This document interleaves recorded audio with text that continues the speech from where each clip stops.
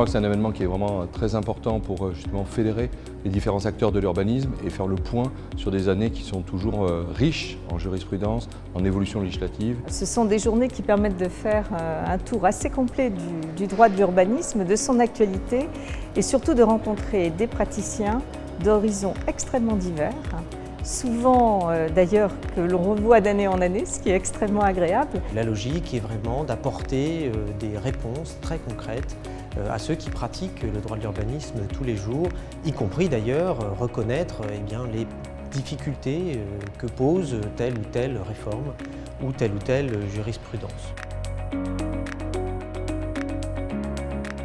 L'année prochaine, je crois qu'il faudra vraiment mettre l'urbanisme au service du logement, faire en sorte que l'urbanisme devienne un véritable outil qui permette de l'activité d'entreprendre, l'activité de construire, qui permette de fabriquer du logement parce que c'est un besoin. Nous attendons la loi logement, la loi sur les Jeux Olympiques et puis l'issue du rapport qui a été commandé par le ministre du Logement au Conseil d'État sous la présidence de Christine Mauguet pour apporter des précisions et des améliorations en matière de contentieux, en particulier de sécurisation, d'amélioration des délais.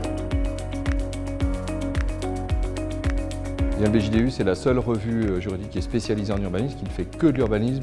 Et cette spécificité, cette ligne éditoriale permet de fédérer l'ensemble justement des nouveautés. C'est peut-être la seule revue qui soit réellement spécialisée en droit de l'urbanisme. Les autres revues ne sont généralement pas aussi centrées sur le droit de l'urbanisme. Et tout cela évidemment est complété par le BJDU Online qui constitue un réservoir, une mémoire de l'application du droit de l'urbanisme sans équivalent.